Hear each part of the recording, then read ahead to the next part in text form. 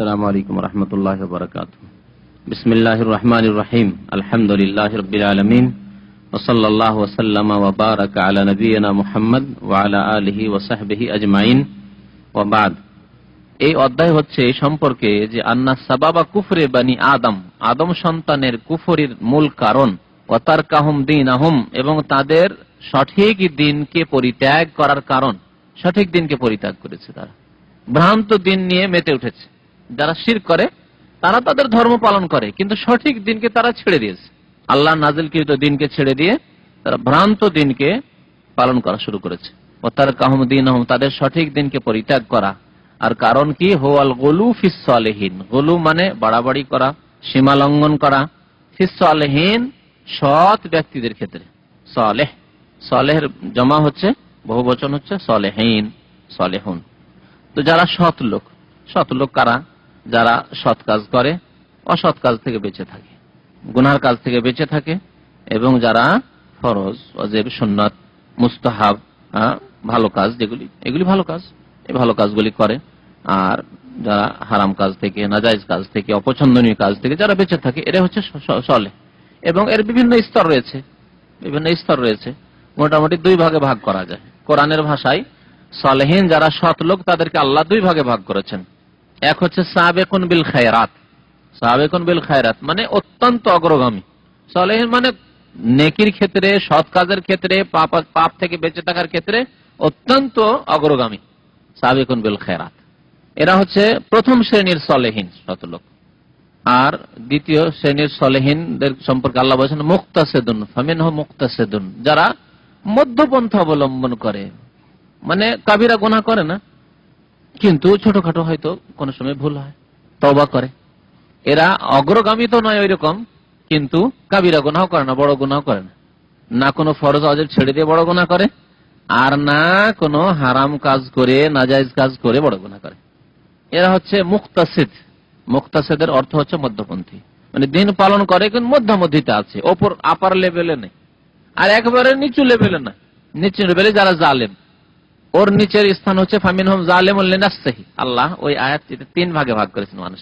যারা জুলুম করে, জুলুম করার পরে যদি তওবা করে, মানে কাবিরা গুনাহ করে কিন্তু তওবা করে, তো আল্লাহ এদেরকেও মাফ করবেন, কিন্তু সালেহিনের অন্তর্ভুক্ত হইতে পারলো না, সৎ লোকদের অন্তর্ভুক্ত তারা হইতে পারলো না কোন রকম, পাস। আর তার নিচে একেবারে হচ্ছে যারা একবারে জালিমিন, সর্বদাই জুলুম করে, তওবা করে না। তাহলে কত রকমের লোক হলো? চার প্রকার হয়ে গেল। তাহলে সালেহিন দুই প্রকার। আর তৃতীয় প্রকার সালেহিন নয়, কিন্তু তারা মুক্তি পাবে। আর চতুর্থ প্রকার যারা মাফ পাবে না, তাদের শাস্তি হবে।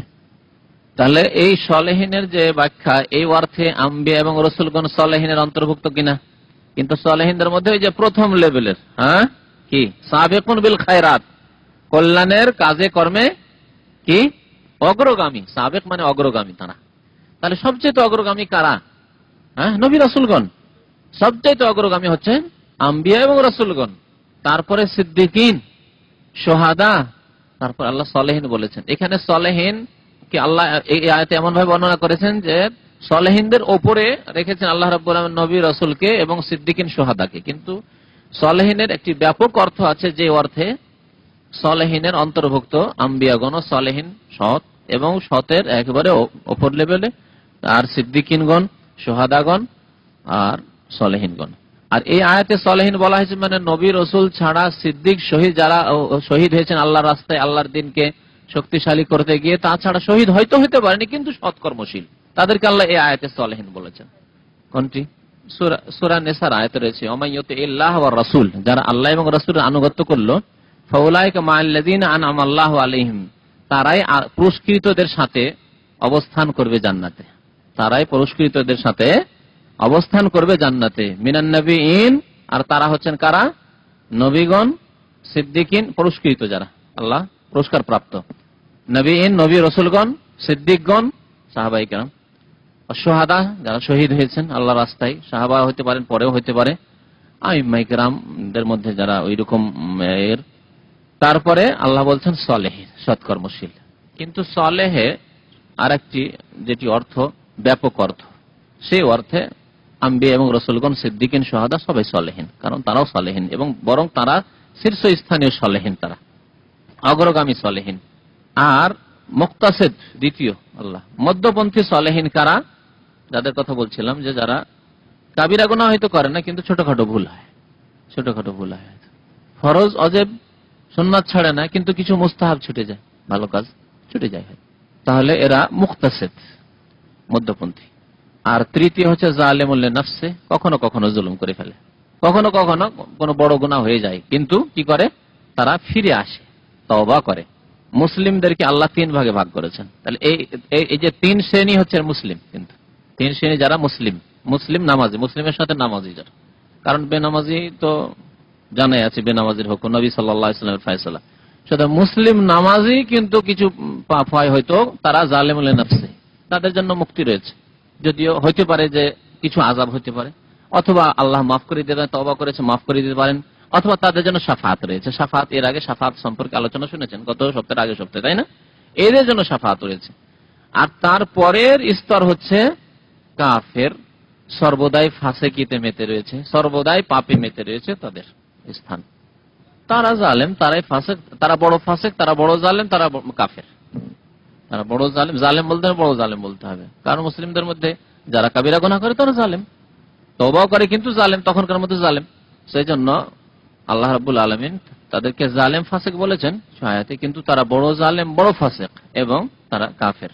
সৎ লোকদের ক্ষেত্রে বাড়াবাড়ি করাই হচ্ছে শিরকের কারণ, এটি হচ্ছে আসল বিষয়বস্তু, তাই না? তারপরেও কেন মানুষ শিরকে লিপ্ত হলো? তারপরেও কেন পুতুল পূজা, প্রতিমা পূজা?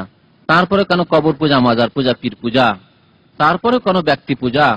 সব কেন প্রশ্ন, তাই না? এই প্রশ্নের উত্তর দিয়েছেন এই অধ্যায়ে লেখক, যে এর একটি মাত্র কারণ, তা হচ্ছে সৎ লোকদের সম্পর্কে বাড়াবাড়ি, সীমা লঙ্ঘন করা। আজকের জামানায় এই পীরের বিষয়টি, পীরতন্ত্রের বিষয়টি, এটি হচ্ছে কবর মাজার পূজার কারণ। মুসলিম জাতির মধ্যে শিরকের কারণ, মাজার পূজার কারণ হচ্ছে এই পীরতন্ত্র। এই পীর মুরিদের সিলসিলা না শুরু হতো, তাসাউফের বিদাতের উদ্ভব না ঘটতো মুসলিম জাতিতে, কোনদিন কবর মাজার পূজা শুরু হতো না। যার হক্কানি উলামায়ে কেরাম, আইম্মায়ে কেরাম, তাদের কবর মাজার পূজা শুরু হয়নি। প্রথম কবর মাজার পূজা যাদের শুরু হয়েছে তাদের মধ্যে তাসাউফ ঢোকা ছিল, পীরতন্ত্র ঢোকা ছিল, সুফিইজম ঢুকেছিল। আর সুফিইজম সম্পর্কে যে ক্যাসেটগুলি আছে শুনে নেবেন। এ হচ্ছে সংমিশ্রণ কয়েকটি ধর্মের, বিভিন্ন ধর্ম থেকে কিছু কিছু মতবাদ এরা জড়ো করেছে, জমা করেছে। তারপরে একটা তৈরি করেছে, ওই মিক্সচার মেশিনে যেমন জুস তৈরি করেন, ওই রকম তৈরি করার পরে এটা তোহফা দিয়েছে মুসলিম জাতিকে শিরক কুফরি করার জন্য। এ হচ্ছে তাসাউফের নাম। মুসলমানদের তাজকিয়া নফস বা ইহসান নিয়েছে, আত্মার পরিশুদ্ধি, এই বিষয়টিকে তারা মানে টপিকস বানিয়েছে, হেডিং বানিয়েছে, যে আমরা আত্মার পরিশুদ্ধি করছি এর মাধ্যমে। এটা মুসলিমদের কাছ থেকে, ইসলাম থেকে নিয়েছে ইহসান। আর নিয়েছে খ্রিস্টানদের বৈরাগ্যবাদ, নিয়েছে আপনার হিন্দুদের মধ্য থেকে, হিন্দুদের যে সাধু সন্ন্যাসী হয়ে যায়, তারা বনে জঙ্গলে চলে যায়, দুনিয়া ছেড়ে দেয়, বিবাহ শাদী করে না, সারা জীবন ধরে গোশত খাবে না, মাছ খাবে না, শুধু শাকসবজি খেয়ে জীবনযাপন করে। আর ওই মহিলা দুর্গন্ধযুক্ত কাপড় পরে, আর না চুলের খোঁজ খবর, না দাড়ি মোচের খোঁজ খবর, না নিচের চুল, যেসব শরীরে যে লোম আছে সেসবের খোঁজ খবর, এসবগুলি কিছু নিয়েছে এরা, বুঝতে পেরেছেন? আর এটাকে ধার্মিকতা, মানে এটি হচ্ছে আল্লাহকে পাওয়ার উপায়। এইসবকে নিয়ে জোড়া তালি দিয়ে এই সুফিজম তৈরি হয়েছে। আর এই সুফিজম হচ্ছে পীরতন্ত্র, বুঝতে পারছেন? সুতরাং যত পীরেরা আছে কিছু না কিছু এইসবে তাদের ভাগ আছে।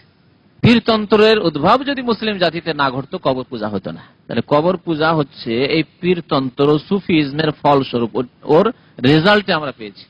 আজকে সারা বিশ্বের মুসলিমরা, আলেমরা যদি সুফিজমকে শেষ করে দেয়, পীরতন্ত্রকে শেষ করে দেয়, তাহলে আর নতুন মাজার তৈরি হবে না। নতুন মাজার তৈরি হবে কি? কখনো হবে না। আর পুরানো মাজারগুলি যেহেতু পীরতন্ত্র তারা শেষ করে দিয়েছে, পুরানো মাজারগুলি অনাবাদ হয়ে যাবে ইনশাআল্লাহ। কারণ জনসাধারণকে যেই দিকে আলেমরা গাইড করবে সেই দিকে যাবে। ওরা জানে কি, অসহায় মানুষ দিন জানে না, কিন্তু আল্লাহকে ভালোবাসে, রসুলকে ভালোবাসে, মুক্তি পেতে চায়, মুক্তির কামনা করে, মনে করে যে এই যে শশিনাকে ধরলেই, চরমনাইকে ধরলেই জান্নাত পাবো হয়তো, এই দেওয়ানবাগিকে ধরলেই হয়তো জান্নাত পাওয়া যাবে, এই আটরসি মাইজভান্ডারি গেলেই মনে হয় জান্নাত পাওয়া যাবে, এই ফুরফুরা গেলেই মনে হয় জান্নাত পাওয়া যাবে, এই জনপুরিরাই জান্নাত নিয়ে এসে দেবে, এই আজমিরে গেলেই জান্নাত পাওয়া যাবে, এই জিলানির কাছে গেলে, বাগদা শরীফে গেলেই জান্নাত পাওয়া যাবে।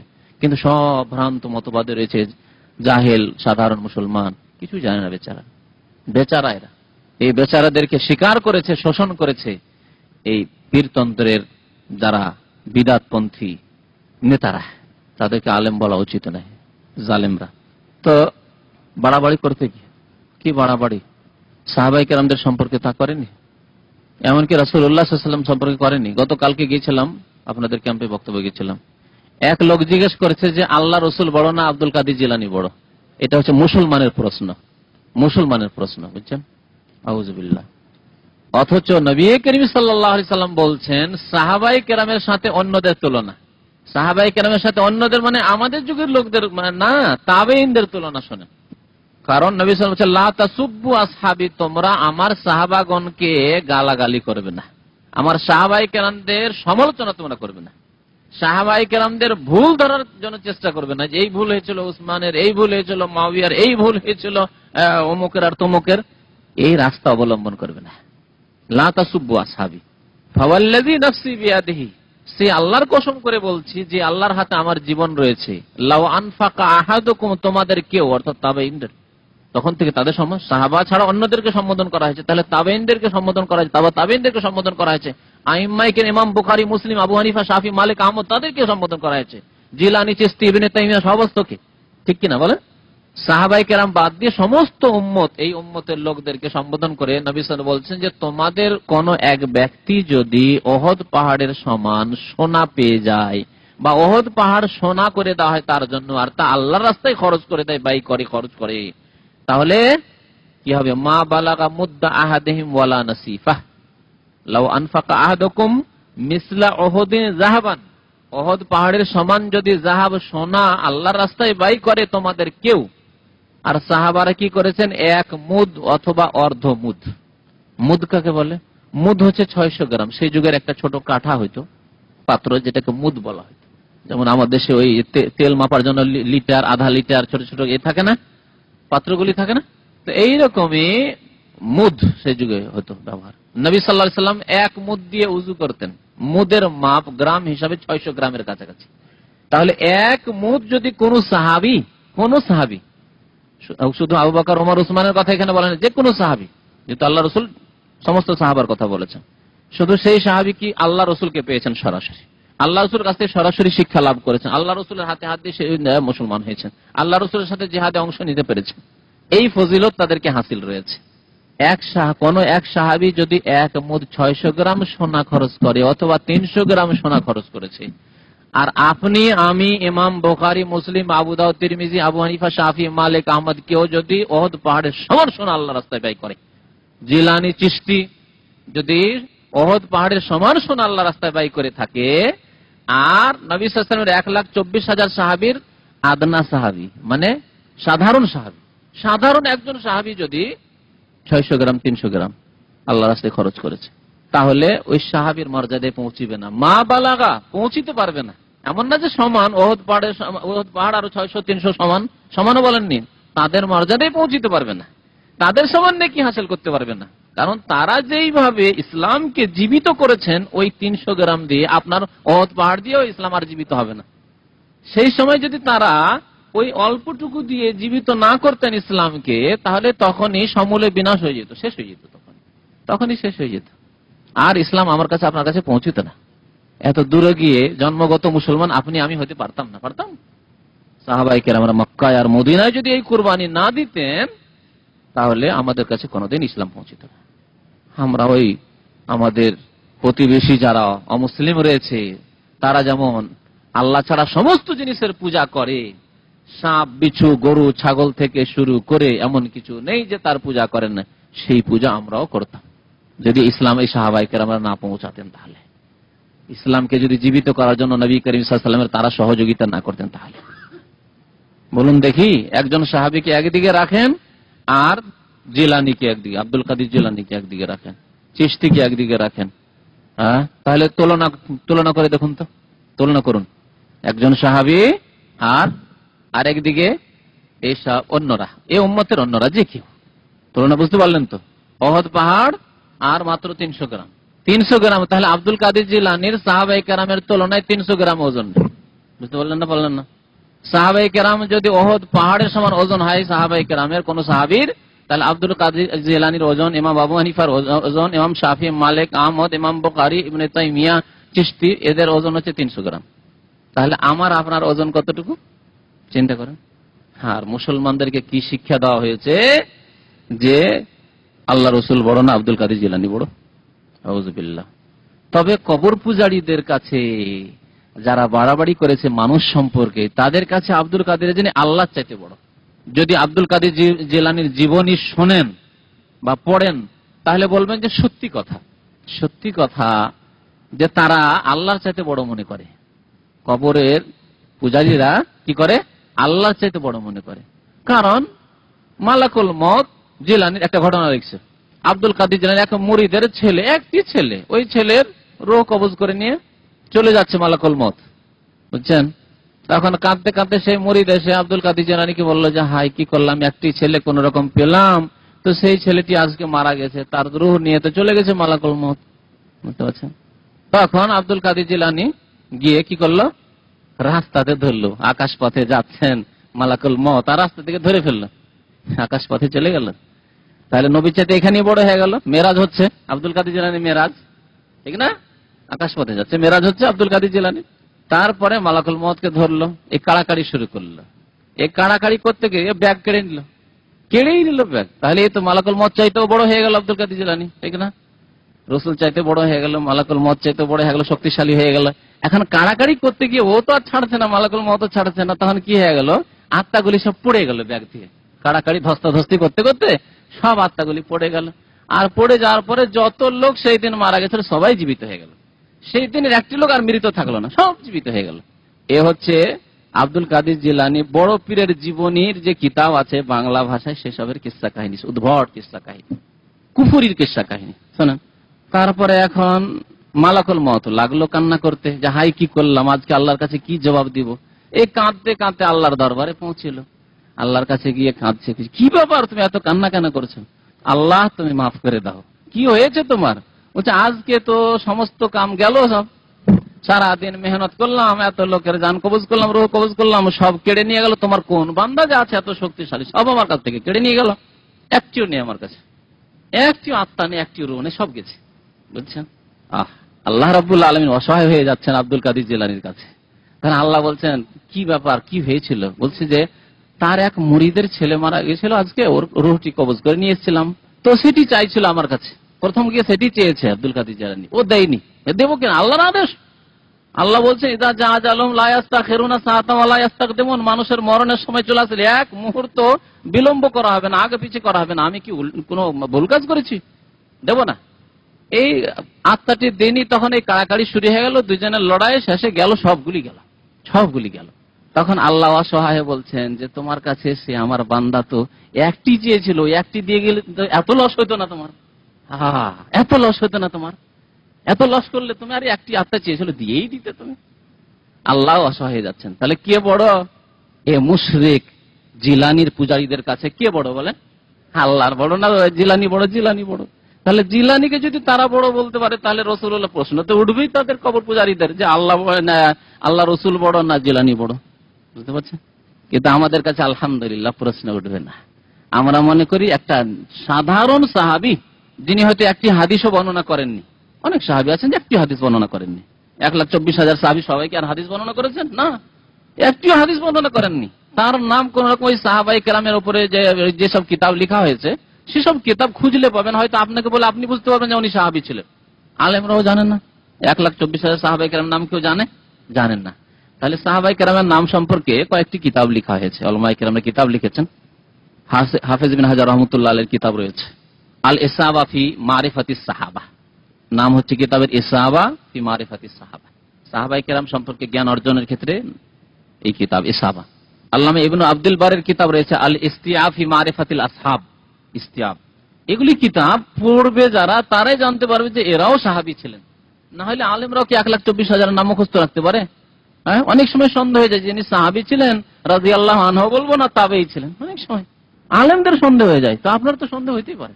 তো কথা হচ্ছে যে একজন সাধারণ সাহাবী যিনি একটি হাদিসও বর্ণনা করেননি, তিনি সাইয়্যিদুত তাবেঈন সাইয়্যিদুল মুসাইয়্যিব চাইতে উত্তম। ওয়াইস কারনির চাইতে উত্তম। আর একটি বিদাতের সংস্কার করেন, মগজ ধোলাই করেন। ওয়াইস কারনি তাবেই, মানে আল্লাহ রসুলকে দেখেনি, তাই না, ইমান নিয়ে দেখেনি, তো ওয়াইস কারনির চাইতে একটা সাধারণ সাহাবী উত্তম। কারণ নবী সাল্লাল্লাহু আলাইহি ওয়াসাল্লাম বলেছেন যে তোমরা যদি ওহদ পাহাড়ের সমান খরচ করো, এতে ওয়াইস কারনি সম্বোধনে আসছে না? আসছে না? আসছে। অন্যরা যদি ওহদ পাহাড়ের সমান সোনা খরচ করে, আর আমার সাহাবী যদি 1 মুদ 300 গ্রাম খরচ করে, এক সমান না, বরং মা বালাগা মুদ আদিম, তাদের ওই 300 গ্রামে পৌঁছিতে পারবে না তোমরা ওহদ পাহাড়ের সমান সোনা খরচ করে। এ হচ্ছে সাহাবায়ে কেরামের মর্যাদা। আর এক শ্রেণীর বিদাতীরা সাহাবায়ে কেরামদের মর্যাদা জানলো না, আল্লাহ রসুলের মর্যাদা জানলো না। আর মর্যাদা জানে কাদের? এই যে আলেমদের, তার পীরের, জিলানির, চিশতির, এদের মর্যাদা জানে, শাহজালালের, এগুলির মর্যাদা জানে। ঠিক আছে, তাদেরকে আল্লাহ যে মর্যাদা দান করেছেন সেই মর্যাদাই রাখতে হবে। সেই মর্যাদার উপরে নিয়ে গেলে ওর নাম হচ্ছে গুলু, আর এটি হচ্ছে শিরকের কারণ। তো এই যে জিলানি, চিশতি বা শাহজালাল আর ফুরফুরা, অমুক আর তমুক, এইসব জায়গায় যে মাজার পূজা, কবর পূজা শুরু হয়েছে, এর পিছনে কারণ হচ্ছে আল গুলু ফিস সালিহিন, সৎ লোকদের সম্পর্কে বাড়াবাড়ি করা, সীমা লঙ্ঘন করা। যেমন আজকাল এই যে আপনার সন্ত্রাসী কাজকর্ম ধর্মের নামে কোন মুসলিম যদি করে, যদি অমুসলিমরা করে আর মুসলিমদেরকে ফাঁসি দিতে চায়, সেটা আলাদা কথা। একটা ষড়যন্ত্র আন্তর্জাতিক চলছে এরকম, যে মুসলিমদের দেশে অশান্তি সৃষ্টি করো, মুসলিমদের কিছু যুবকদেরকে খরিদ করে নিয়ে, বুঝতে পারছেন, প্রতিবেশী দেশ হয়তো সেই দেশের শত্রু দেশ অথবা মুসলিম দেশ আছে, মুসলিম দেশগুলিতে ডিস্টার্ব করতে চায়, যার ফলে এরা ওই ছেলেগুলোকে হয়তো দাড়ি রাখিয়ে দিয়েছে, যেইভাবে হোক না কেন পয়সা দিয়েছে, ডাইরেক্টে অথবা ইনডাইরেক্টে কোন দিক থেকে পয়সার ব্যবস্থা করে দিচ্ছে, অস্ত্র পাচার করে পৌঁছে দিচ্ছে, আর তোমরা এই কাজগুলি করো। বুঝতে পারছেন, তোমাদের সরকার ভালো না, এই না সেই না, এই কাজ করো। এই তো হচ্ছে অমুসলিমদের পক্ষ থেকে ষড়যন্ত্রের শিকার হচ্ছে এক শ্রেণীর যুবকরা। আর যদি ষড়যন্ত্রের শিকার নাও হয়, যদি মনে করে যেটা ধর্ম, আর ধর্ম হচ্ছে মুসলিম দেশ ডিস্টার্ব করো, মুসলিমদের শান্তিকে বিঘ্নিত করো, মুসলিমদের ঘুমকে হারাম করে দাও, মুসলিমদের দেশে ব্লাস্টিং করো, এগুলি যদি করে, এটি হচ্ছে গুলু, এই বাড়াবাড়ি সীমা লঙ্ঘন। কারণ মুসলিমের রক্তের মূল্য কত জানেন? একজন মুসলিমের রক্তের মূল্য কত? আজকাল তো আমাদের সমাজে কুফরির ফতোয়াবাজি, আর একজনকে কাফের বলা মানে তার রক্ত হালাল। এই পয়েন্টটা মনে রাখবেন। কোন একজন মুসলিমকে যখন কেউ কাফের বললো, তার মানে তার রক্তকে সে হালাল মনে করলো, ঠিক কিনা? কারণ কাফের রক্ত হালাল, কাফের বলায় মানে তার রক্ত হালাল হয়ে যাচ্ছে। সে মুসলিম নয়, সে মানব রচিত আইন দিয়ে করে, সে করে এই কাজ করে, সেই কাজ করে, সুতরাং সে কাফের। এই কুফরি ফতোয়া লাগিয়ে দিল। আর কাফের বলে দাও মানে তার রক্তকে হালাল করে দিল। একজন মুসলিমের রক্তের মূল্য কত? মুসলিম হিসাবে যে কোনো মুসলিম, এমনকি বিদাতি মুসলিম যারা শিরক করে, কবর মাজার পূজা করে, কাবার কত শ্রদ্ধা তাদের অন্তরে রয়েছে। প্রত্যেক মুসলিমের অন্তরে কাবার কত মর্যাদা, কত সম্মান, কত ইহতিরাম রয়েছে, বলুন তো দেখি। হ্যাঁ, কাবার উপর যদি আক্রমণ হয় তাহলে সমস্ত মুসলিম ঝাঁপিয়ে পড়বে, ঠিক না? এত মর্যাদা অন্তরে রয়েছে আমাদের। কাবা এবং মক্কায়ে মুকাররমা, এ হচ্ছে সারা পৃথিবীতে সবচাইতে শ্রেষ্ঠ এবং উত্তম স্থান। আকদাসু বিকাইল্লাহ, নবী করিম সাল্লাল্লাহু আলাইহি ওয়াসাল্লাম যখন হিজরত করেছিলেন, তখন মক্কাকে সম্বোধন করে বলছিলেন, মক্কার বাইরে যাওয়ার পরে, হে মক্কা, তোমাকে কোনোদিন ছাড়তাম না। হে মক্কা, যদি আমার জাতি বিতাড়িত না করত, যদি দ্বীনকে আমাকে প্রচার করতে দিত, আর শত্রু না হয়ে যেত দ্বীনের আমার, তাহলে আমি কোনোদিন তোমাকে ছাড়তাম না। তুমি সারা পৃথিবীর যত জমিন রয়েছে, সমস্ত জমিনের উত্তম জমিন। আকদাসু বিকাইল্লাহ, আকদাসু বিকাইল আরদ, সারা পৃথিবীতে যত জমিন রয়েছে সমস্ত জমিনের তুমি মুকদ্দাস এবং পবিত্র ভূমি তুমি। তাহলে এই পবিত্র ভূমির মধ্যে আবার সবচেয়ে পবিত্র এবং মর্যাদার অধিকার হচ্ছে এই ঘর। ইন্না আউওয়ালা বাইত, সর্বপ্রথম যে ঘর আল্লাহ তৈরি করেছেন ফেরেশতাদেরকে, এই কাবা। তাহলে এই কাবার চাইতে মর্যাদা বেশি একজন মুসলিমের রক্তের, তার চাইতে বেশি। নবী করিম সাল্লাল্লাহু আলাইহি ওয়াসাল্লাম বিদায় হজে যে বক্তব্য করেছিলেন আরাফার মাঠে, সে বক্তব্যের একটু অংশ। ইন্না দিমাআকুম ওয়া আমওয়ালাকুম ওয়া আরাদাকুম হারামুন আলাইকুম কাহুরমাতি ইয়াউমিকুম হাযা ফি বালাদিকুম হাযা ফি শাহরিকুম হাযা। এই ছিল নবী করিম সাল্লাল্লাহু আলাইহি ওয়াসাল্লামের বক্তব্য, যে তোমাদের রক্ত, তোমাদের ধন সম্পদ, মানে মুসলিমের রক্ত, মুসলিমের ধন সম্পদ, মুসলিমের ইজ্জত আবরু মান সম্মান কেমন ভাবে হারাম, যেমন ভাবে কাবার সম্মান মর্যাদা রয়েছে এবং এই মর্যাদাকে ক্ষুণ্ণ করা হারাম। কাবার মর্যাদা, মান মর্যাদা, সম্মানকে ক্ষুণ্ণ করা যেমন হারাম, ওই রকমই মুসলিমের রক্ত, মাল, ধন সম্পদ, মান, ইজ্জত হারাম। নবী করিম সাল্লাল্লাহু আলাইহি ওয়াসাল্লাম এই কাবার মর্যাদার সাথে তুলনা করেছেন মুসলিমের রক্তের মর্যাদাকে। তাহলে এই ক্ষেত্রে বাড়াবাড়ি যারা করেছে তারা বিভ্রান্তির শিকার হয়েছে। এইরকমই বাড়াবাড়ি বিভিন্ন দিক রয়েছে। ধর্মের ক্ষেত্রে বাড়াবাড়িটা অত্যন্ত ব্যাপক শব্দ, বুঝতে পারছেন। ধর্মের ক্ষেত্রে বাড়াবাড়ি যেমন হালাল জিনিসকে হারাম মনে করা, যেমন হিন্দুদের মধ্যে অথবা মারোয়ারি কি বিভিন্ন জৈন এইসব ধর্মে কি আছে, ওরা শাকসবজি ছাড়া আর কিছুই খাবে না, জীব হত্যা মহাপাপ, কিছুই খাবে না। আখেরাতেও বঞ্চিত জান্নাত থেকে, কুফরির কারণে, শিরকের কারণে, আর দুনিয়াতেও আল্লাহর নিয়ামত থেকে বঞ্চিত, গরু থেকে বঞ্চিত, ছাগল থেকে বঞ্চিত, মোরগ থেকে বঞ্চিত, পাখি থেকে বঞ্চিত। আল্লাহ রাব্বুল কত কিছু হালাল করেছেন, মাছ থেকে বঞ্চিত, সমস্ত, এমনকি ডিম থেকে বঞ্চিত, সমস্ত নিয়ামত থেকে বঞ্চিত। হালালকে হারাম মনে করা, এটি হচ্ছে গলু, বাড়াবাড়ি। হালালকে হারাম মনে করা, এটি হচ্ছে বাড়াবাড়ি। তো মুসলিমদের অজ্ঞতা দেখেন, ও মিষ্টি খায় ঠিকই, কিন্তু ইফতারের সময় অমুসলিম দোকানের মিষ্টি খাবে না, মানে ইফতার করা যাবে না, শুধু এক বাড়াবাড়ি গলু। আল্লাহ রাব্বুল আলামিন মিষ্টিকে হালাল করেছেন, ওতে হারামের সংমিশ্রণ তো হয়নি। যদি হারাম কিছু তাতে মিশিয়ে দেওয়া হতো তাহলে হারাম হতো, হালাল। নবী করিম সাল্লাল্লাহু আলাইহি ওয়াসাল্লাম ইহুদির বাড়িতে দাওয়াত খেয়েছেন, তাই না? বকরির পায়াতে কি করেছিল, বিষ দিয়ে দিয়েছিল শত্রুতা করে, কিন্তু ছাগল হালাল। নবী করিম সাল্লাল্লাহু আলাইহি ওয়াসাল্লাম তার দাওয়াত নিয়েছেন, হারাম জিনিস হলে দাওয়াত নিতেন না। মুসলিম হারাম খেয়ে যাচ্ছে, হারাম রিজিক চলছে, হারাম ব্যবসা করছে, হারাম কারোবার করছে, সবকিছু করছে, কিন্তু ইফতার করার সময় মিষ্টি খাওয়া যাবে না। কেন? মিষ্টি তো ওই যে হিন্দুর দোকানে তৈরি হয়েছে, বুঝতে পারছেন। জিলিপি খাওয়া যাবে না, কারণ এই যে হিন্দুর দোকান থেকে নিয়ে এসছে, ইফতার করা যাবে না। অনেকে ইফতার মাহফিলে আসার পরে, ইফতারে হয়তো দাওয়াত দিয়েছে, ইফতারিতে আসার পরে দেখলো যে কিছু জিনিস আইটেম এমন আছে ফলমূল ছাড়া, মানে অমুসলিম দোকানে হয়তো তৈরি হয়েছে, এরকম আশঙ্কা আছে। তখন হয় বসলেও ওটা খাবে না, আর না হলে উঠে টান দিল, ও ইফতার করা যাবে না। এদের ইফতার করলে আমার রোজা নষ্ট হয়ে যাবে। এও এক গলু। হালাল জিনিসকে হারাম মনে করা, এ হচ্ছে গলু। হালাল জিনিসকে হারাম মনে করা গলু। আল্লাহ সূরা তাহরিমের প্রথম আয়াতে বর্ণনা করেছেন। সূরা তাহরিমের প্রথম আয়াত, বলুন তো কি আয়াত আছে? ইয়া আইয়ুহান নাবিয়্যু লিমা তুহাররিমু মা আহাল্লাল্লাহু লাক। হে নবী, তুমি হারাম কেন মনে করো ওই সব জিনিসকে, যেসব জিনিসকে আল্লাহ তোমার জন্য হালাল করেছেন।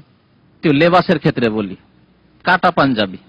পাঞ্জাবি আমাদের সবার দুই রকম, তো একটা হচ্ছে এই জুব্বার মতোই পাঞ্জাবি, কি মানে পাঞ্জাবের মতো একটু উপরে উঠে আছে, জুব্বার মতো একবার নিচে থেকে নয়, কিন্তু ঘেরা আছে, খোলা নেই। আর আরেকটা হচ্ছে দুই দিকে কাটা পাঞ্জাবি, পকেটের কাছে কাটা রয়েছে।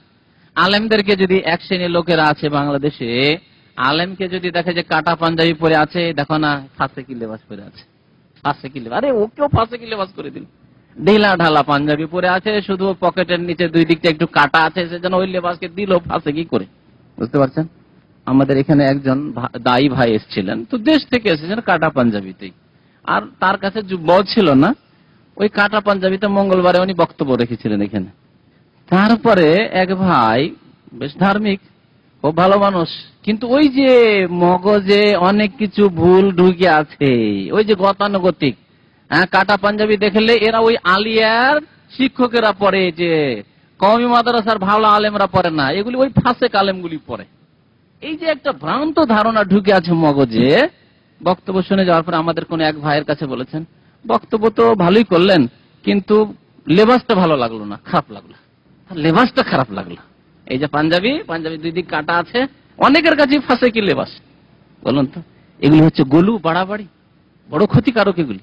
আপনি একজন সৎ মানুষের উপরে শুধু পাঞ্জাবি পরার জন্য লাগিয়ে দিলেন, ফয়সালা করিয়ে দিলেন যে এই লোক ভালো না, তাহাজ্জুদ গুজার মানুষ, একটি হারাম খাই না, কত সৎ মানুষ, শুধু একটু কাটা পাঞ্জাবি পরেছে, দিলেন ওর উপরে একটা স্টাম্প লাগিয়ে, একেবারে ফাঁসে লোক, বাজে লোক, বুঝতে পারছেন। এগুলি গলু। তো গলু সব ক্ষেত্রে, লেবাস পোশাকের ক্ষেত্রেও কিছু লোকের গলু, বাড়াবাড়ি আছে, সীমা লঙ্ঘন আছে। খাওয়া দাওয়ার ক্ষেত্রেও কিছু বাড়াবাড়ি, সীমা লঙ্ঘন আছে। হালাল জিনিস তারপরেও খাবে না, ঠিক আছে, রুচি না হয়তো খেয়ে না, কিন্তু অন্যের জন্য হারাম মনে করিয়েন না, অন্যের জন্য হারাম মনে করিয়েন না। হালাল হালাল। এর উদাহরণ দিতে গেলে আবার দর্শ শেষ হবে না। শুনেন, আল্লাহ রাব্বুল আলামিন বলছেন, মহান আল্লাহর বাণী, ইয়া আহলাল কিতাব। ইহুদি খ্রিস্টান আহলে কিতাবদেরকে আল্লাহ সম্বোধন করে বলছেন, কারণ ওরা প্রথম গলু করেছিল, মানে বাড়াবাড়ি করেছিল ধর্মের ক্ষেত্রে, ধর্মীয় ব্যাপারে, দিনের ব্যাপারে তারা সীমা লঙ্ঘন করেছিল। যা করতে হবে না, যতটুকু মর্যাদা দিতে হবে না, ততটুকু দিয়ে ফেলেছে মানুষকে। ইয়া আহলাল কিতাব, হে আহলে কিতাব, লা তাগলু ফি দীনিকুম, তোমরা তোমাদের ধর্মীয় ব্যাপারে বাড়াবাড়ি করিও না, সীমা লঙ্ঘন করিও না। ওয়ালা তাকুলু আলাল্লাহ, আল্লাহ সম্পর্কে তোমরা বলবে না ইল্লাল হক, সত্য ছাড়া অন্য কোনো কথা। হক কথা ছাড়া, নাই সঙ্গত কথা ছাড়া অন্য কোনো কথা না জেনে খেয়াল খুশি তোমাদের ভালো লাগলো, ভালো মনে হলো কথা আর বলে ফেললে আল্লাহ সম্পর্কে, এরকম করিও না। এইরকম এখানে সতর্ক করা হয়েছে ফতোয়াবাজি মুল্লাদেরকে, যারা মাসলা মাসাইল জানে না, হাদিস কোরআনের দলিল জানে না। ওয়ালা তাকুলু আলাল্লাহ, আল্লাহ সম্পর্কে কথা বলা, ফতোয়া দেওয়া, মাসলা মাসাইল বলা, হ্যাঁ না জবাব, জায়েজ না জায়েজ বলা, মানে আল্লাহ সম্পর্কে কথা বলা, ঠিক কিনা? কারণ জায়েজ না জায়েজ কে করেছেন? আল্লাহ রাসূলের মাধ্যমে, তাই না? তাহলে জায়েজ না জায়েজ আল্লাহ করলেন, আল্লাহ সম্পর্কে না জেনে কথা বলিও না। ওয়ালা তাকুলু আলাল্লাহ, আল্লাহ সম্পর্কে হক ছাড়া, সত্য ছাড়া, ন্যায় সঙ্গত ছাড়া অন্য কোনো কথা বলিও না। জানা নেই আর দিলে একটা গুলি ঝেড়ে দিলে আর বললে যে যাক সামনে এসেছে, কমপক্ষে থেকে তো উদ্ধার হই। জিজ্ঞাসা করেছে আর গ্রামের ইমাম, মসজিদের ইমাম, আর যদি না জবাব দিই তাহলে তো মুশকিল করে দেবে, চাকরি নিয়ে টানাটানি হয়ে যাবে। দিলেন জবাব একটা ঝেড়ে। সৌদি আরব থেকে গিয়েছেন আর একটু ভালো ভালো কথা বলছেন, একটু দিনের কথা, তাওহীদের কথা বলছেন, যতটুকু জানছে ততটুকু সীমিত রাখেন, মাসলা মাসাইল জানেন না।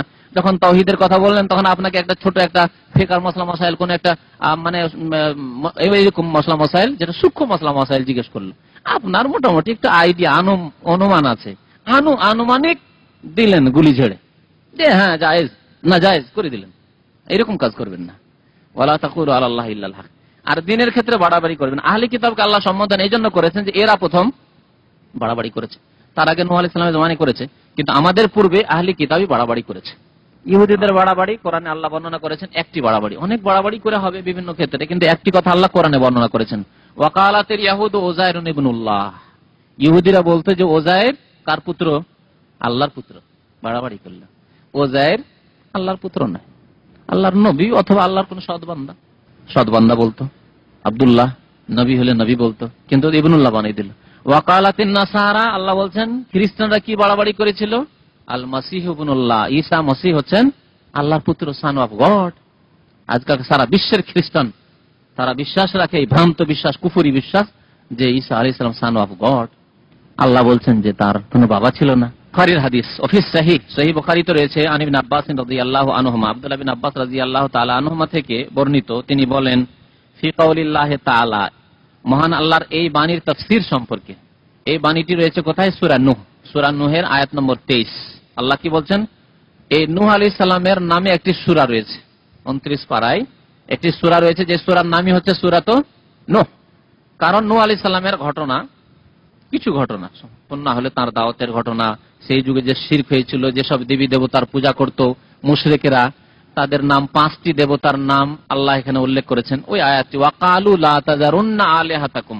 নূহ আলাইহিস সালাম এদিকে মানুষকে ইসলামের দাওয়াত দিতেন, কালিমা লা ইলাহা ইল্লাল্লাহ, একমাত্র আল্লাহর ইবাদত বন্দেগী করো, এই দাওয়াত দিতেন। আর মুশরিকদের নেতারা বলতো যে দেখো এই নূহের কথা শুনিও না, নূহের কথা শুনিও না, এই পাগল, এর কথা শুনিও না। আর কি বলতো? লা তাযারুন্না আলিহাতাকুম, তোমাদের দেবী দেবতাকে ছেড়ে দিও না নূহের কথা শুনে। নূহের কথা শুনে লা তাযারুন্না, ছেড়ে দিও না তোমাদের আলেহাদেরকে, মাবুদদেরকে। বিশেষ করে তোমাদের ধর্ম তো ছাড়বেই না, কিন্তু বিশেষ করে 5টি যে দেবতা আছে এদেরকে খবরদার কোনো সময় ছাড়বে না। ওয়ালা তাযারুন্না ওয়াদ্দা, ওয়াদ নামক দেবতাকে ছেড়ে দিও না। ওয়ালা সুয়া, সুয়া নামক দেবতাকে ছেড়ে দিও না। ওয়ালা ইয়াগুস, ইয়াগুস নামক দেবতাকে ছাড়িও না। ওয়ালা ইয়াউক নামক দেবতাকে ছাড়িও না। ওয়ালা নাসরা, এবং নাসর নামক দেবতাকে ছাড়িও না। এসব দেবী দেবতার তারা পূজা করত প্রাচীন যুগে নূহ আলাইহিস সালামের জাতিরা, যাদেরকে হেদায়েতের জন্য নূহ আলাইহিস সালাম প্রেরিত হয়েছিলেন। এই আয়াতের তাফসিরে আব্দুল্লাহ বিন আব্বাস রাদিয়াল্লাহু তাআলা আনহুমার মত শুনেন। তিনি কি বলছেন? আর তিনি যখন তাফসির করছেন, আর সাহাবী নিশ্চয় নবী করিম সাল্লাল্লাহু আলাইহি ওয়াসাল্লাম থেকে এই জ্ঞান হাসিল করেছেন। তিনি বলছেন হাযিহি আসমাউ রিজালিন সালিহিন মিন কওমে নূহ, এগুলি হচ্ছে নূহ আলাইহিস সালামের জাতির সৎ লোকদের নাম। ওয়াদ, সুয়া, ইয়াগুস, ইয়াউক, নাসর, এগুলি হচ্ছে কি নূহ আলাইহিস সালামের জাতির সৎ ব্যক্তিদের নাম। এরা বড় নেক ব্যক্তি। যেমন এই উম্মতের সৎ ব্যক্তি জিলানী, চিশতি, সৎ ব্যক্তি আরো আছে, কিন্তু জিলানী চিশতির নাম কেন নিলাম? যেহেতু এদের পূজা শুরু হয়ে গেছে সেই জন্য। ইমাম আবু হানিফা, শাফি, মালিক, আহমদ, ইমাম বুখারী, তারা সৎ ব্যক্তি, বরং তাদের নাম আগে নেওয়া উচিত ছিল, কিন্তু তাদের কবর মাজারের পূজা যেহেতু আলহামদুলিল্লাহ শুরু হয়নি, সেই জন্য তাদের নামটা নিলাম না। তাহলে জিলানী, চিশতি, ফুরফুরা, শাহজালাল, শাহপুরান, আর অমক আর তমক, এরা কি ছিলেন? সৎ লোক ছিলেন। আল্লাহর কাছে তাই আশা করি আমরা চোখে না দেখলেও, প্রত্যক্ষ না করলেও আল্লাহর কাছে আশা করি যে তারা সৎ লোক ছিলেন এই উম্মতের, নূহ আলাইহিস সালামের কওমের তারা সৎ লোক ছিলেন এই 5, আর হেরাজ এই উম্মতে মুহাম্মাদিয়ার সৎ লোক। ফালাম্মা হালাকু, যখন তারা মারা গেলেন।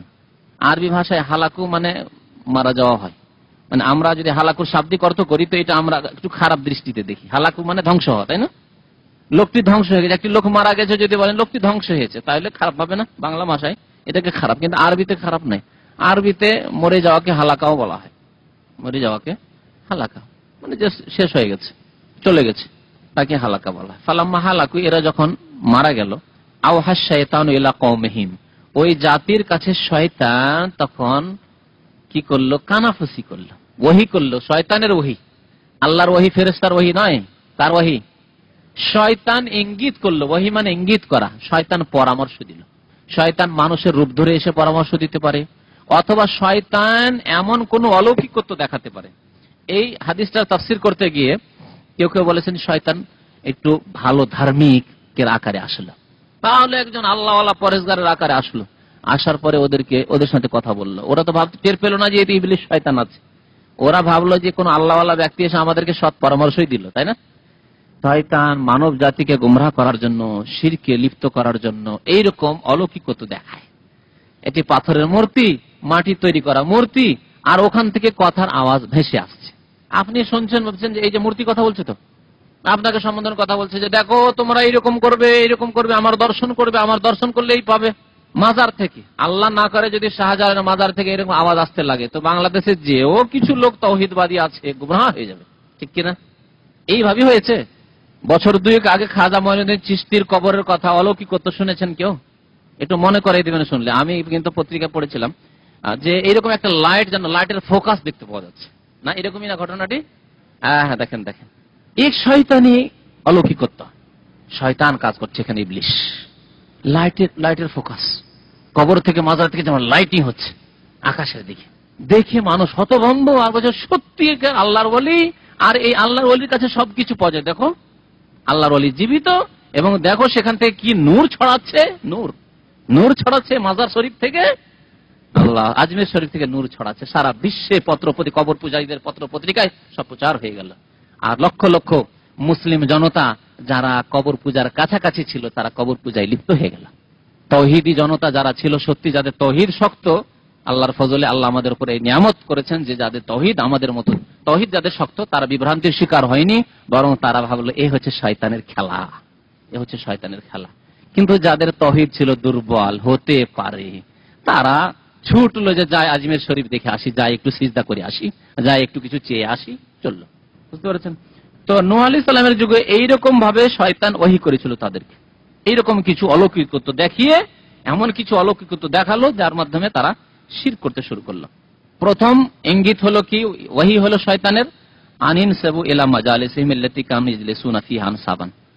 আরো বিস্তারিত আছে যে তারা শোকে ভেঙে পড়েছিল, এসব লোকেরা এই সৎ লোকদের মৃত্যুর পরে, ইন্তেকালের পরে ভেঙে পড়েছিল শোকে, যে আর কি করবো, আমাদের মধ্যে যারা নেক লোকেরা ছিলেন তারা তো মারা গেছেন, আমরা সব অবাঞ্ছিত লোকেরাই থেকে গেছি, খুব মর্মাহত অবস্থায় তারা। তখন শয়তান সুযোগ নিল এসে, শয়তান বলে এই অবস্থা কেন তোমাদের, কি ব্যাপার, তোমরা এত ভেঙে পড়েছো কেন? আর বলবেন না, আমাদের মধ্যে যারা ভালো মানুষ ছিলেন সব তো আল্লাহওয়ালারা সব তো ইন্তেকাল করেছেন, আর আমরা বেকার লোকেরা সব আছি। এক কাজ করো, এদের প্রতিমূর্তি তৈরি করো, আর যেখানে যেখানে ওনারা বসে ইবাদত বন্দেগী করতেন, জিকির আজকার করতেন, ওই জায়গাতে তাদের প্রতিমূর্তি রেখে দাও। এই কথাটি এখানে রয়েছে, আনিনসিবু ইলা মাজালিসিহিম, তাদের মজলিসগুলিতে, যে অনুষ্ঠানে, যেই জায়গায় বসে তারা ইবাদত বন্দেগী করতেন, আল্লাতী কানু ইয়াজলিসুনা ফিহা, যেখানে তারা বসতেন এই নেক লোকেরা, ওয়াদ সুহা ইয়াকুস ইয়াউক নাসার, তাদের ওই জায়গাগুলিতে আনসাব মানে প্রতিমূর্তি তৈরি করে রেখে দাও। ওয়াসাম্মুহা বিআসমাহিম, আর তাদের নাম ধরেই রাখো, যে এটা হচ্ছে ওই ইয়াউক যে মারা গেছেন, এটা হচ্ছে নাসার, এটা হচ্ছে ওয়াদ, এটা হচ্ছে সুয়া, এইভাবে তাদের নামে নামকরণ করে দাও এই প্রতিমূর্তিগুলি। ফাফালু, তারা মেনে নিল, শয়তানের এই পরামর্শ মেনে নিল। হতে পারে শয়তান স্বপ্নে দেখিয়েছিল, এটাও সম্ভাবনা রয়েছে, শয়তান স্বপ্নে দেখিয়েছিল। আর আমাদের দেশে অধিকাংশ মাজার তৈরি হয়েছে স্বপ্নের ভিত্তিতে। কিন্তু কোন একজন লোক গ্রামের ব্যবসা করতে চান, বিনা পুঁজির ব্যবসা। বাংলাদেশের এক বক্তা, প্রসিদ্ধ বক্তা, ইন্তেকাল করেছেন রহমতুল্লাহ আলাইহি, আবু তাহের বর্ধমানী, দিনাজপুরে ইন্তেকাল করেছেন। তিনি প্রসিদ্ধ বক্তা ছিলেন, পীরতন্ত্রের উপরে স্পেশালিস্ট ছিলেন তিনি। তো আবু তাহের বর্ধমানী লিখেছেন যে বিনা পুঁজির ব্যবসা পৃথিবীতে একটি আছে, পুঁজি লাগে না, টাকা পয়সা লাগে না, সেটি হচ্ছে এই পীর মুরিদের ব্যবসা, কবর মাজারের ব্যবসা। পীর মুরিদের ব্যবসা আর মাজারের ব্যবসা, এতে টাকা পয়সা লাগে না, ইনভেস্ট করতে হয়, লাগে না। একটা টেলারের দোকান খুললেও টাকা পয়সা লাগবে, না হলে করতে পারবেন না, তাই না? যা কিছু করেন টাকা পয়সা লাগবে, পুঁজি লাগবে। কিন্তু এই কবর মাজার পূজার ব্যবসা, নজর নিয়াজ যে পড়তে লাগবে, এতে কোনো পয়সা লাগে না। কি লাগে? রাত্রে একটা স্বপ্ন কল্পনা করতে হবে, সকালে শুনিয়ে দিতে হবে লোকজনকে। আর একটু আপনাকে মুসল্লি টাইপের হয়ে যেতে হবে, বেশ ধার্মিক হয়ে গেছেন, এবার দাড়ি লম্বা করে দিয়েছেন, আর একেবারে তাহাজ্জুদ পড়া শুরু করেছেন, আর তসবিহ ছাড়েন না। 2-4 সপ্তাহ এরকম দেখানোর পর তারপরে বলবেন আমি আজকে রাত্রে একটা স্বপ্ন দেখেছি, আশ্চর্যজনক স্বপ্ন দেখেছি। কি? যে আমাদের এই গ্রামের পাশে পশ্চিম দিকে পূর্ব দিকে অমুক জায়গায় এক আল্লাহর ওলি শুয়ে আছেন, আর আমরা খোঁজ খবর রাখি না, আর আমাকে ওই জায়গায় নিয়ে এসে স্বপ্নে দেখিয়ে দেওয়া হয়েছে এই জায়গাতে কবর আছে, মাজার তৈরি করে দেন। তারপরে দেখেন গ্রামবাসীকে কি করে, আর একটু তারপরে বিজ্ঞাপন ছাপিয়ে দেন। আমাদের দেশে বিজ্ঞাপন তো ছাপানো খুব সহজ, বিজ্ঞাপন, আর যে কোনো বিজ্ঞাপন ছাপানো যায়। সৌদি আরব তো ওটা করা যায় না। এখানে বিজ্ঞাপন ছাপাতে একটু চিন্তা করে ছাপাইতে হবে যে বিজ্ঞাপন এই চলবে না আমি ধরা খাইতে হবে। আলহামদুলিল্লাহ, যেহেতু এখানে ইসলাম আছে। আর আমাদের দেশে নাস্তিকরাও বিজ্ঞাপন ছাপাচ্ছে, কাফেররাও বিজ্ঞাপন ছাপাচ্ছে, খ্রিস্টান মিশনারিও বিজ্ঞাপন ছাপাচ্ছে, আর কবর পূজারিও বিজ্ঞাপন ছাপাচ্ছে, আর সবাই বিজ্ঞাপন ছাপাচ্ছে। বিজ্ঞাপনের অভাব নেই। দেন বিজ্ঞাপন ছাপিয়ে যে আল্লাহর ওলি আবিষ্কার হয়েছে, আল্লাহর ওলিকে আমরা খুঁজে পেয়েছি, আল্লাহর ওলির সন্ধান পাওয়া গেছে, ওই দেখেন না, তারপরে কি ইনকাম শুরু হয়ে যায়, বিনা পুঁজির ব্যবসা।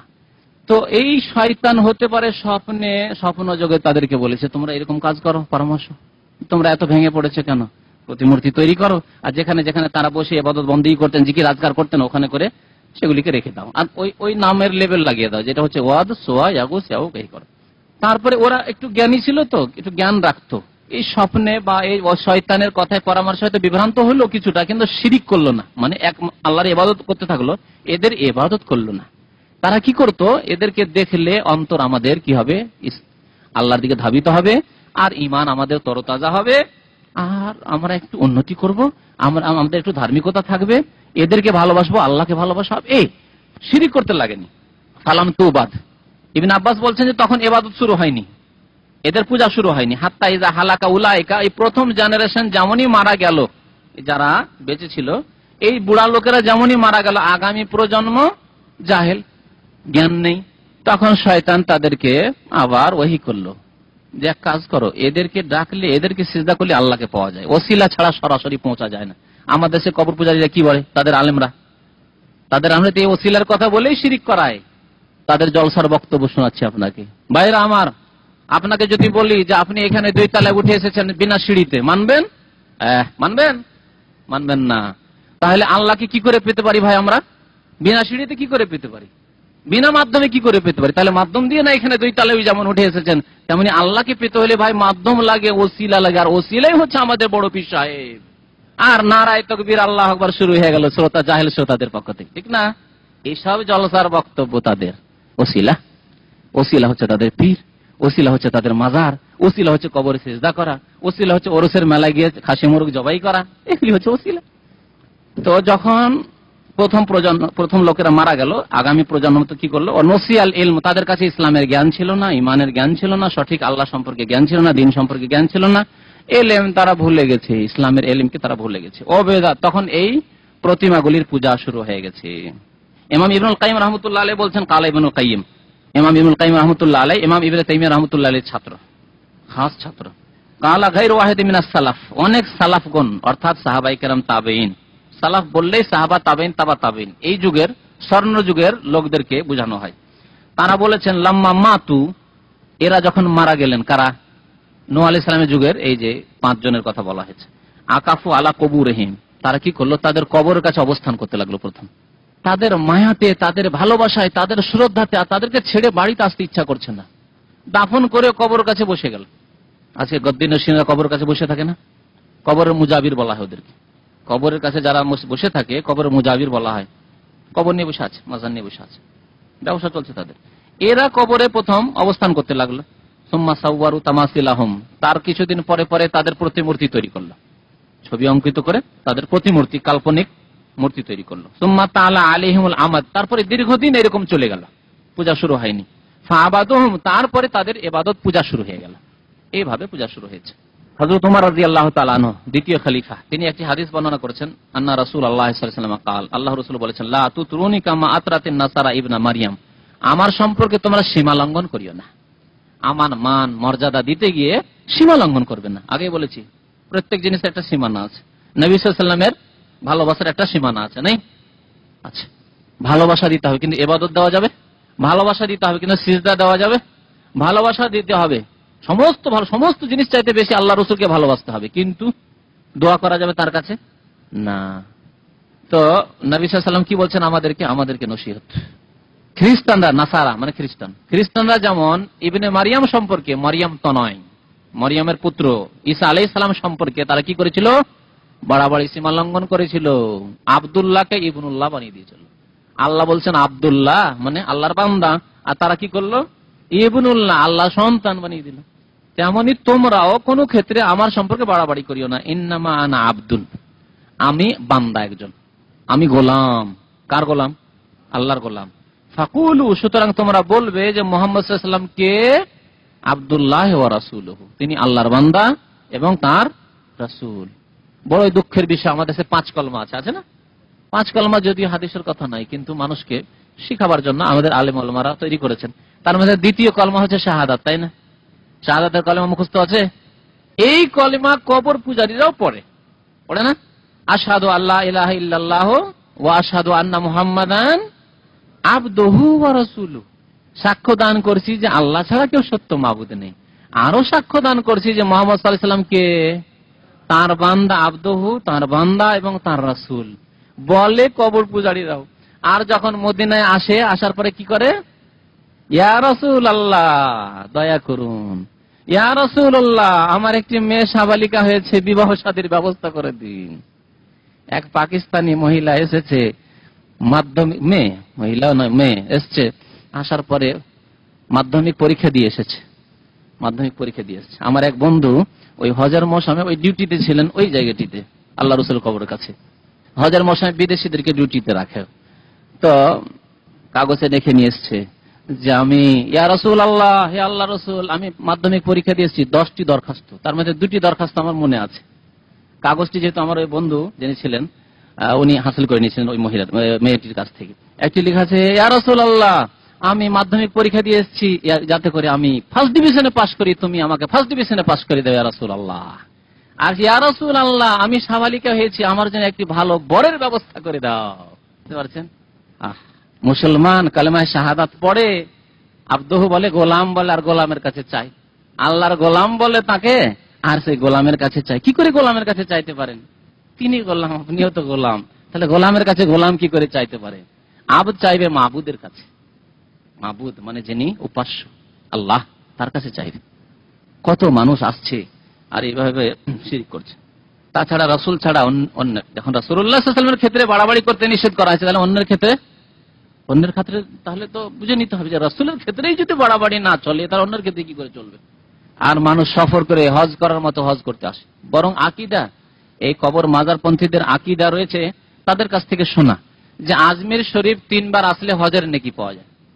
আল্লাহু আকবার। এরকম বাড়াবাড়ি, এইরকমই কবর মাজারের বাড়াবাড়ির সাথে সাথে আরো একটি কথা মনে রাখেন, যেহেতু আমাদের দেশে এরকম বাড়াবাড়ি হতে যাচ্ছে বা হচ্ছে, যেখানে বিশ্ব ইজতেমা হয় সেখানে হাজির হলে আরাফায় হাজির হওয়ার মতো সওয়াব হয়, বলে না?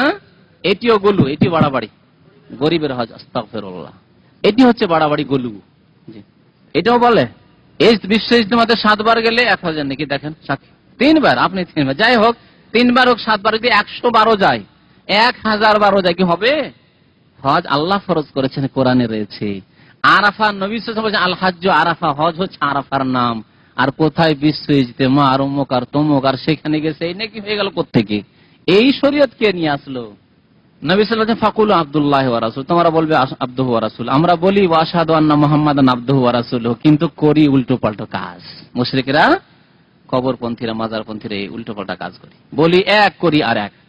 ওয়াকালা রাসূলুল্লাহ সাল্লাল্লাহু আলাইহি ওয়াসাল্লাম, আর আল্লাহ রাসূল সাল্লাল্লাহু আলাইহি ওয়াসাল্লাম বলেছেন, ইয়াকুমুল গুলু, তোমরা সাবধান, সতর্ক সীমা লঙ্ঘন থেকে। ধর্মের ক্ষেত্রে সীমা লঙ্ঘন করবে না, বাড়াবাড়ি করবে না। ফাইন্নামা আহলাকা মান কানা ক্বাবলাকুম আল গুলু, তোমাদের পূর্বের জাতিদেরকে ধ্বংস করেছে বাড়াবাড়িতে। তারা ধ্বংস হয়েছে মানে বিভ্রান্ত হয়েছে, গোমরাহ হয়ে কাফের হয়েছে, মুশরিক হয়েছে, কি জন্য? বাড়াবাড়ি করার কারণে। নূহ আলাইহিস সালামের জাতি ধ্বংস হয়েছে বাড়াবাড়ি করে। ইব্রাহিমের জাতি আজরের বংশধর, ইব্রাহিম আলাইহিস সালামের বংশধর, মুশরিক হলো কি করে? বাড়াবাড়ি করে। তো যারাই বাড়াবাড়ি করেছে, সীমা লঙ্ঘন করেছে, মানুষের ক্ষেত্রে, ব্যক্তির ক্ষেত্রে বা আল্লাহ ছাড়া অন্যের ক্ষেত্রে, তারাই ধ্বংস হয়েছে। ওয়ালি মুসলিম শরীফের হাদিসে রয়েছে আনী ইবনে মাসউদ, আব্দুল্লাহ ইবনে মাসউদ রাদিয়াল্লাহু তাআলা আনহু থেকে বর্ণিত, কি বলছেন? আন্না রাসূলুল্লাহ সাল্লাল্লাহু আলাইহি ওয়াসাল্লাম قال, আল্লাহ রাসূল বলেছেন, হালাকাল মুতানাত্তিউন, সীমা লঙ্ঘনকারীরা ধ্বংস হবে। সীমা লঙ্ঘনকারীরা ধ্বংস হবে, যারাই সীমা লঙ্ঘন করবে তারা ধ্বংসে পতিত হবে। কালাহা সালাতান, নবী সাল্লাল্লাহু আলাইহি ওয়াসাল্লাম এই কথাটি 3 বার করে রিপিট করেছেন, পুনরাবৃত্তি করেছেন এই কথাটি।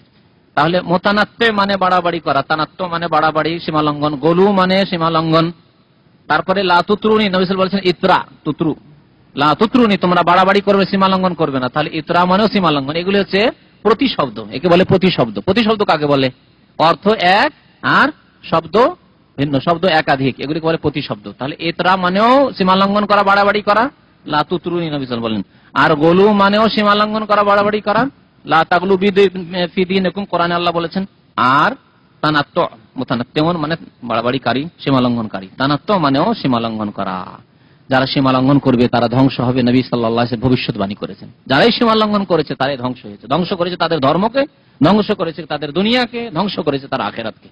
আল্লাহ রাব্বুল আলামিন আমাদেরকে নেক আমলের জন্য তৌফিক দান করেন। আল্লাহ রাব্বুল আলামিন আমাদেরকে শিরক থেকে সতর্ক হওয়ার তৌফিক যেন দান করেন। আল্লাহ আমাদেরকে বিদআত থেকে যেন বাঁচিয়ে রাখেন। আল্লাহ রাব্বুল আলামিন আমাদের গুনাহ খাতা যেন মাফ করে দেন। বাড়াবাড়ির ক্ষেত্রে এত সতর্ক করেছেন নবী সাল্লাল্লাহু আলাইহি ওয়াসাল্লাম। আরেকটি কথা মনে পড়লো, যে সাহাবায়ে কেরামরা বিদায় হজে যখন জামরাগুলিকে পাথর মারছিলেন, বুখারী শরীফের হাদিস আছে, পাথর মারছিলেন, তখন কেউ কেউ একটি বড় পাথর নিয়েছেন। নবী সাল্লাল্লাহু আলাইহি ওয়াসাল্লাম বললেন যে দেখো এইরকম মিসলা হাযিহি, হাতে পাথর নিয়ে নবী সাল্লাল্লাহু আলাইহি ওয়াসাল্লাম মারছেন, পাথর নিক্ষেপ করছেন জামরাগুলিতে, আর বলছেন মিসলা হাযিহি, এইরকম পাথর নেবে। সেই পাথরগুলি যে আপনার যে বুট বা আপনার ছোলা, এই ছোলার যে দানা রয়েছে এর চাইতে একটু বড়, মানে এইরকম কাছাকাছি, এর বেশি নয়। নবী সাল্লাল্লাহু আলাইহি ওয়াসাল্লাম বলেছেন বড় পাথর মেরে তোমরা কারো চোখ নষ্ট করিও না, কারো মাথা ফাটাইও না। আর আজকাল কিছু লোকেরা বিদাতি মুসলমান, মূর্খ মুসলমান কি করে, জুতা, স্যান্ডেল, লাঠি আর কত কি, আর সেখানে গিয়ে ভূত সওয়ার হয়ে যায় তাদের উপর। মনে হচ্ছে যে আসলে শয়তানকে পেয়েই গেছে, একবারে ইব্রাহিমের যুগের ওই শয়তানকে পেয়েই গেছে, আরে মারছে শয়তানকে, ওই চিৎকার করে। আর আশেপাশে যে মুসলিম ভাইরা আরো মারছে, কমজোর লোকের রয়েছে, তাদের দিকে দেখাশোনা নাই, মনে হচ্ছে যে সব সামনে শয়তানই আছে। আস্তাগফিরুল্লাহ, এই অবস্থা। কত লোককে যে কষ্ট দেয় করতে গিয়ে। নবী সাল্লাল্লাহু আলাইহি ওয়াসাল্লাম ইয়াকুম আল গোলু, ওই ক্ষেত্রে এই শব্দটি বলে, ইয়াকুম আল গোলু, তোমরা সীমা লঙ্ঘন করবে না, পাথর মারার ক্ষেত্রেও সীমা লঙ্ঘন করবে না। যে কথাটি এখানে আমার উদ্দেশ্য, ওই যে এই একটি ছোট সুন্নতের ক্ষেত্রেও নবী করিম সাল্লাল্লাহু আলাইহি ওয়াসাল্লাম সতর্ক করেছেন যে তোমরা গোলু থেকে সাবধান, সীমা লঙ্ঘন, বাড়াবাড়ির ক্ষেত্রে সাবধান। ছোট পাথর মারবে, বড় পাথর করবে না। বড় পাথর যদি মারো এটি হবে গোলু, বাড়াবাড়ি, সীমা লঙ্ঘন করবে না। তাহলে কিভাবে ইসলামে সতর্ক করা হয়েছে সার্বিক ক্ষেত্রে সীমা লঙ্ঘন থেকে? সীমা লঙ্ঘন করা যাবে না। তো সীমা লঙ্ঘন করাও গুনাহর কাজ, আর ঘাটতি করাও গুনাহর কাজ। সীমা লঙ্ঘন করাও গুনাহর কাজ, আর ঘাটতি করাও গুনাহর কাজ। এর একটি উদাহরণ দিই, আর কাপড় দিয়ে শেষ করছি, শেষই হয়ে গেছে। টাকনার নিচে কাপড় নিয়ে যাওয়া সীমা লঙ্ঘন। পুরুষদের ক্ষেত্রে টাকনার নিচে কাপড় নিয়ে যাওয়া কি? গোলু, সীমা লঙ্ঘন। আর হাঁটুর ওপরে আবার রান খোলা, এ হচ্ছে ঘাটতি। ঘাটতিও চলবে না, আর বাড়তিও চলবে না। ইসলাম পালন করতে সার্বিক ক্ষেত্রে, মহিলাদের ক্ষেত্রে টাকনার নিচে থেকে সমস্ত কিছু ঢেকে রাখা, এটি হচ্ছে শরীয়ত সম্মত। তাহলে টাকনার উপরে উঠানো কি হচ্ছে? তাদের ক্ষেত্রে ঘাটতি চলবে না, উল্টা করা শুরু করেছে। যেখানে আল্লাহ বলেছেন যে ঢাকো, সেখানে খুলতে শুরু করেছে, আর যেখানে বলছে যে ঢাকো না, যখন ঢাকতে শুরু করেছে। মুসলমান যেখানে দেখছে বিরোধিতা, ওখানে বিরোধী চলেছে, যেখানে বিরোধী সেখানে শুরু করেছে। জি, সাল্লাল্লাহু আলা নবিয়িনা মুহাম্মদ ওয়া আলা আলিহি ওয়া সাহবিহি আজমাইন।